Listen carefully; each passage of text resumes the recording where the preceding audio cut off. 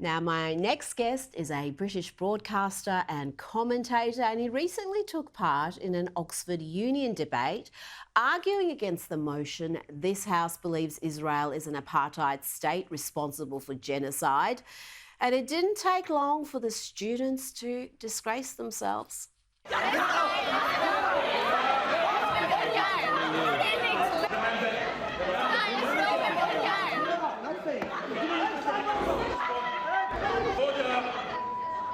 I might just say that I understand there are plenty of people in this room who don't agree with us, who don't like us. But this esteemed establishment is meant to be a bastion of free speech, discussion and debate. And this example is not any of those things. To shout like that, to abuse a speaker who is being respectful and giving you their side of an argument is not the way to achieve better knowledge or understanding of anything. That was Jonathan Sacerdoti, and he joins me now. Jonathan, you're an Oxford man yourself. How shocked were you by the hostility, the intolerance you faced while arguing against that absurd motion that Israel is an apartheid state and responsible for genocide?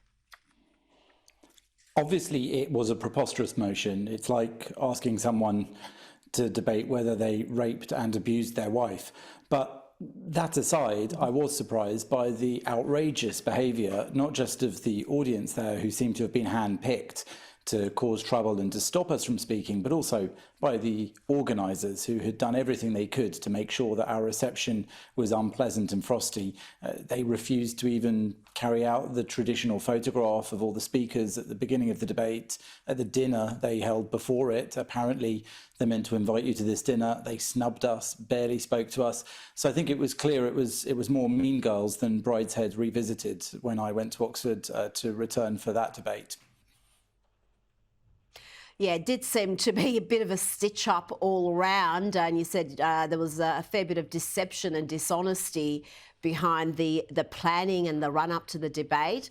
You were personally abused. There was some shrieking woman I heard on the tape who called you genocidal and other words I can't repeat here.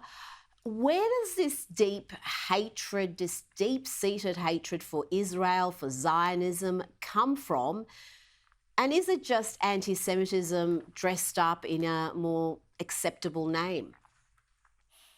I think there were a few things at play here. One was the inability of the students in that room to even engage in a civilised and informed debate.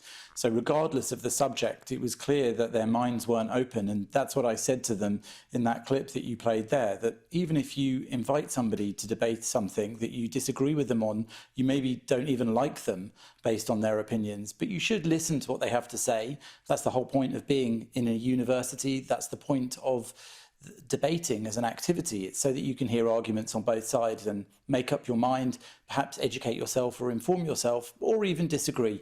But none of that was done respectfully. And I think that those students there were viciously anti-Israel, in my opinion, because they were anti-Semitic predominantly.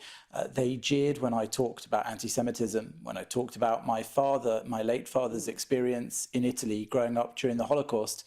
He was hidden from the Nazis by Catholics, by nuns who kept him in a Catholic orphanage for 9 months, and that's why he survived the war. They rolled their eyes when I told that story, and generally they were utterly dismissive of not just the arguments in defense of Israel, the only Jewish state in the world, but also anything one said about being Jewish and the horrific atrocities that were carried out on October the 7th, which I pointed out to them actually were a genocide. What Hamas and the Palestinian terrorists did on that day in 2023 was textbook case of genocide. They launched this indiscriminate attack on mostly civilians, killing, raping, torturing and kidnapping them in order to try to diminish the Jewish population of Israel. They shouted as they did it that they were doing this for jihad and that they didn't mind dying in the service of the Nation of Islam. So I think it's a pretty clear-cut case of genocide in that instance.